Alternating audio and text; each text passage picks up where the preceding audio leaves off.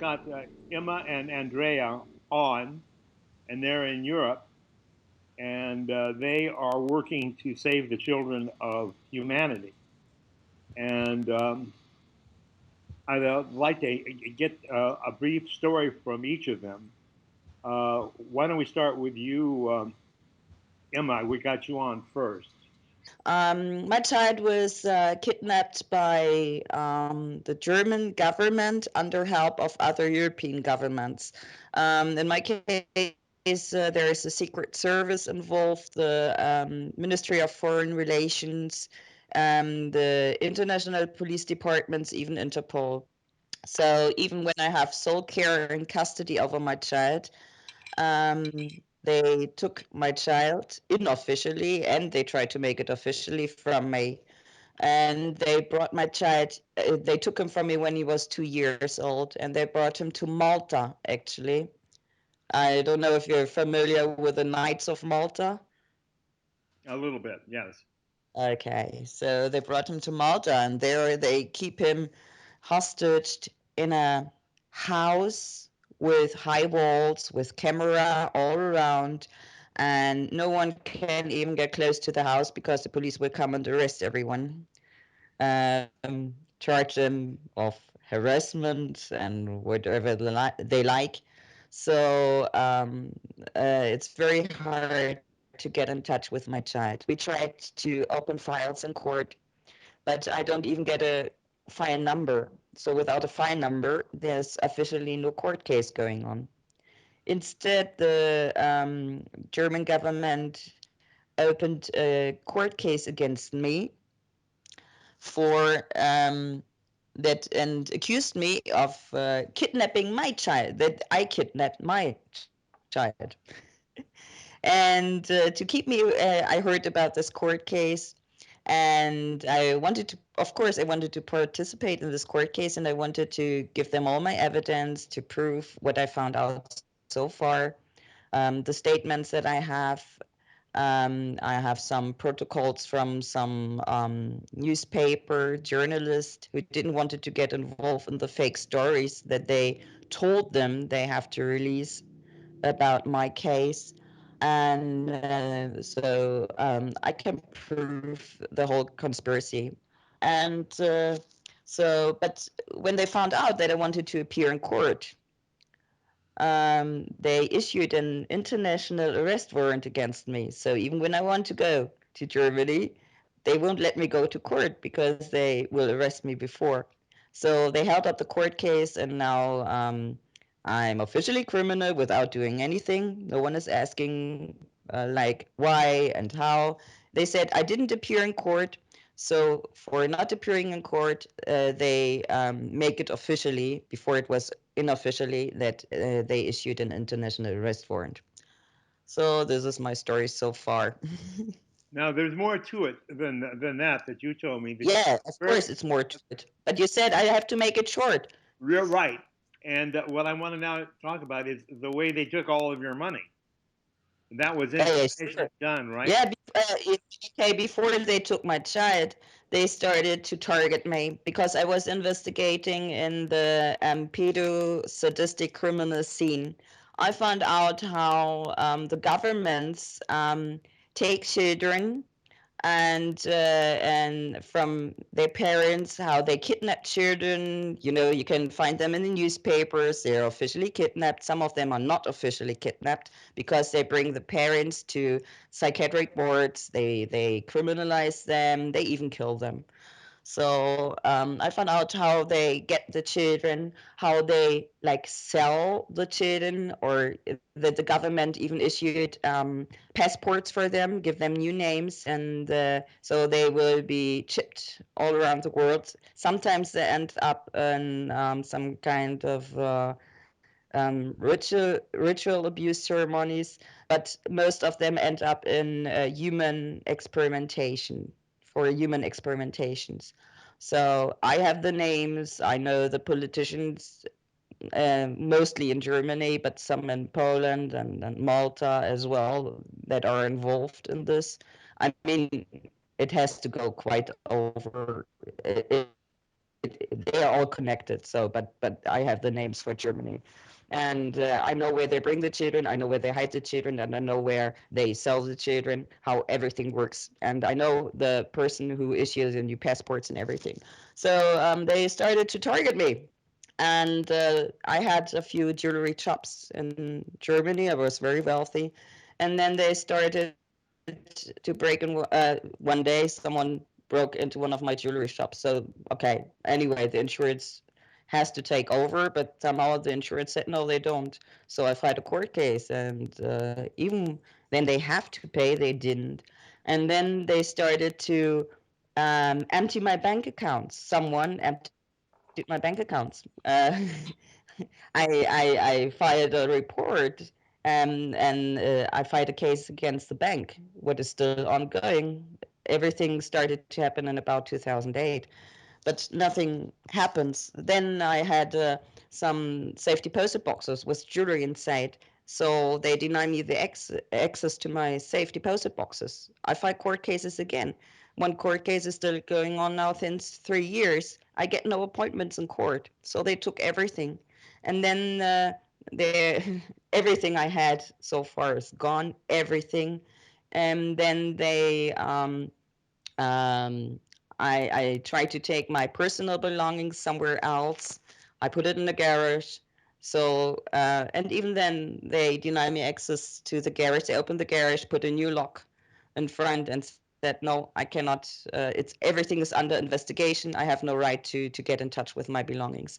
And then from the police, they officially took my laptops, my iPhones, everything. They took really everything to get hold of the evidence that I had.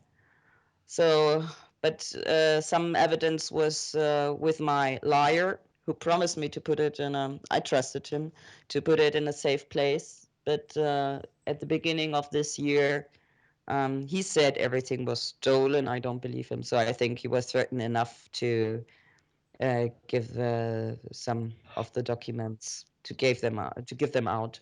So yeah, Okay, now a major aspect, or maybe the fundamental thing here, is trauma-based mind control. Is that exactly. true? Yes, Okay.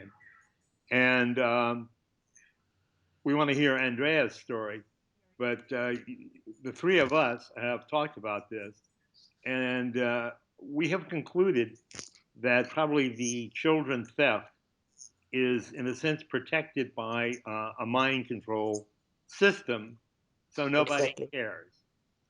And I deal with the conspiracy into the ancient world order. I don't think there is a new world order. It's actually the ancient world order, um, Yes. trying to regain the control of the entire world, Earth, and put humanity on ice.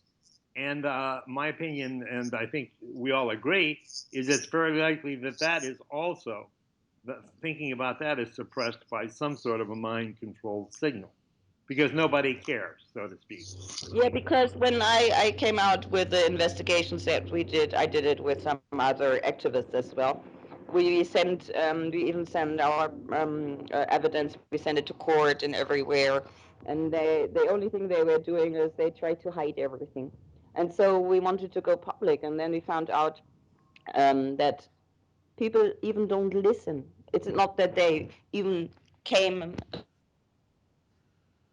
to the point where they wanted to speak. It was they totally denial that everything that happened right now is connected to the children, because they make it so they keep us so um, busy with everything.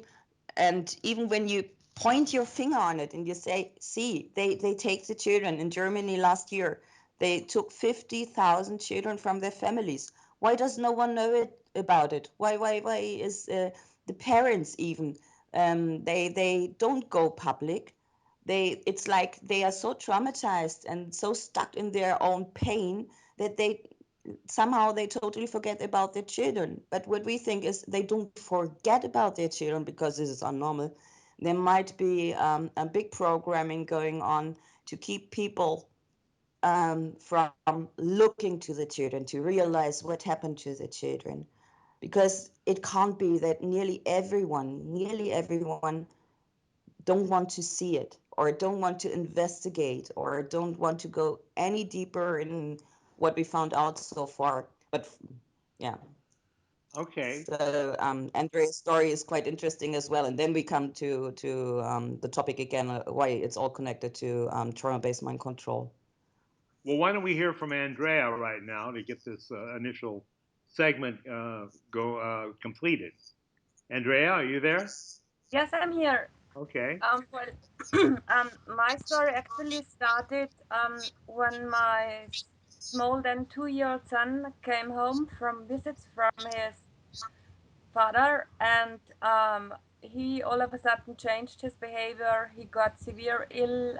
No doctor, no physician could tell me what the small one is having. Everyone was saying no, it's normal in its age, and so on and so on. And after quite a few months, he started to have flashbacks, and told me within these flashbacks what he has had to suffer there during these visits, every Saturday from 9 to 3 in the afternoon. And it, he told me about that masks would hurt him, or he got raped, or he spoke about waterboarding and cruel things. One cruel thing was hunting the next, and I was thinking, what have they done to him? Because here in Austria, do not even know something about ritual abuse. I just realized that it's kind of sadistical, bestial torture.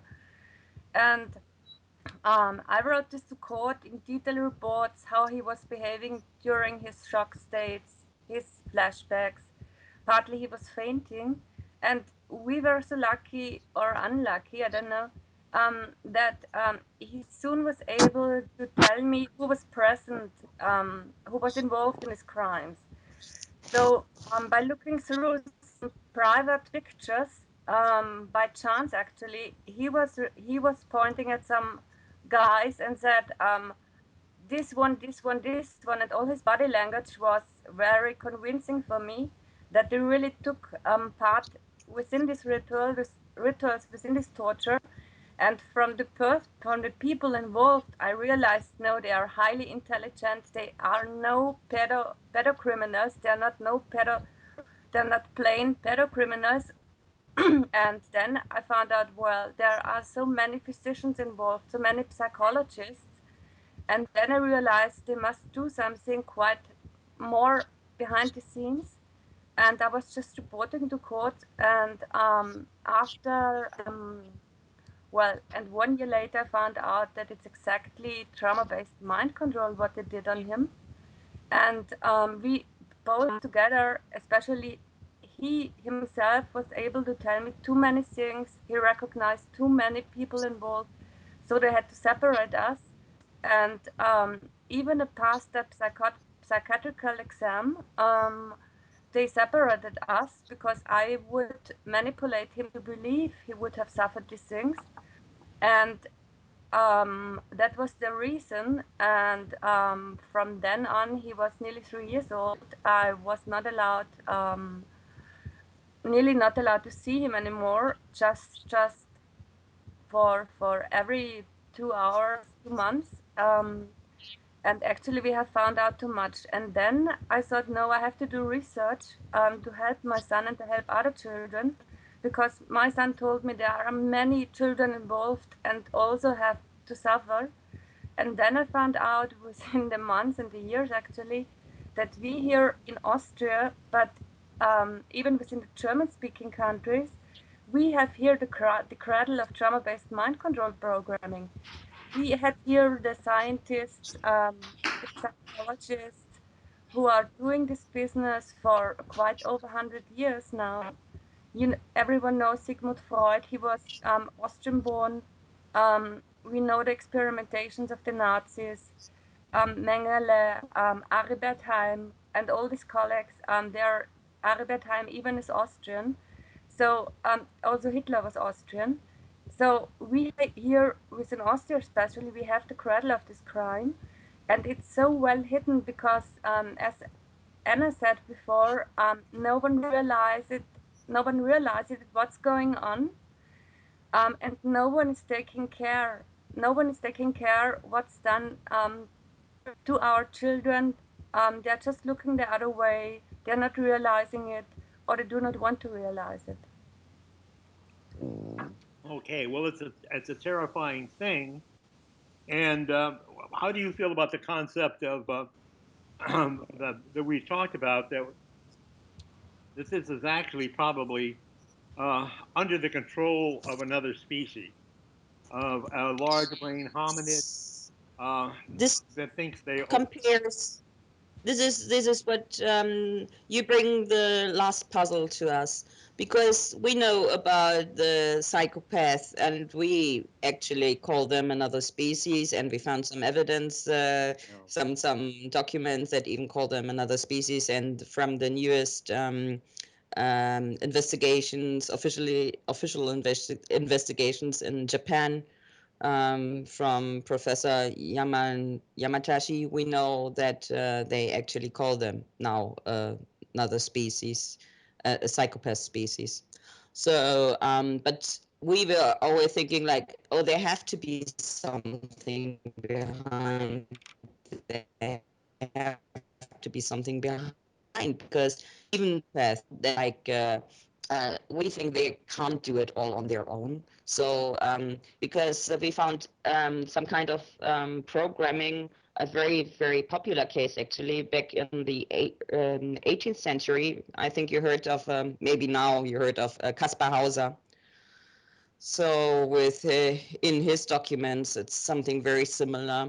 Um, what is reported to trauma-based mind control as well. And so since it is ongoing for so long, there has to be something more behind it. And yeah, we think it could be that there is an ancient, I don't know if it's extraterrestrial or interterrestrial, but there is some other species definitely behind it. I will address that. It's not extraterrestrial. This Yeah, extraterrestrial. okay, yeah, but okay, but they make us believe maybe it's extraterrestrial, That's right. because they always like to point their fingers in another direction. You point up at the sky, and there's a lot there. You know, Yeah, and really. I contacted Lynn Farnell, who wrote who investigated the Maltese catacombs, where they found the long-haired skulls Yeah. as well.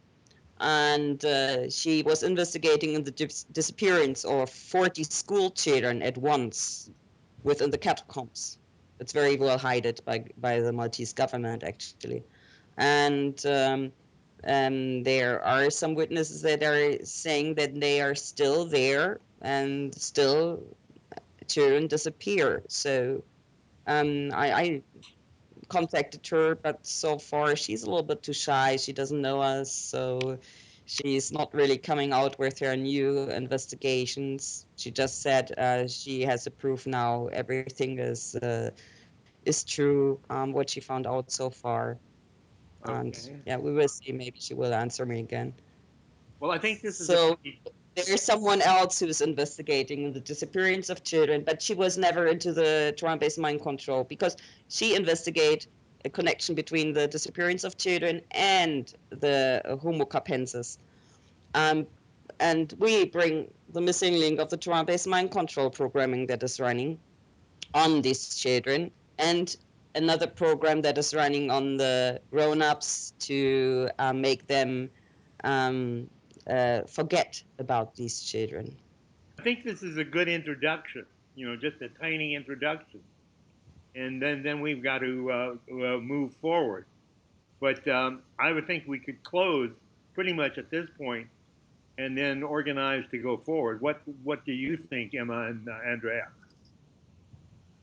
Yeah, it's okay for us, because it's we investigated what kind of programs they do to the children, what kind of different programs, how they achieve their goal, and we know that some other things that are going on that are very, very brutal to children. They just do it. I mean, it sounds unbelievable, but they just do it to cover the truth. So, like, they make them see like, oh, they're unnormal pedocriminals out there. They are snatching your children. It's not us. And sometimes they arrest someone, but they all make it look like, oh, it's just one perpetrator. It's just one person doing it. It's not the government. Even when you take the case of Dutroux, it's very, very popular, a very popular case all over the world.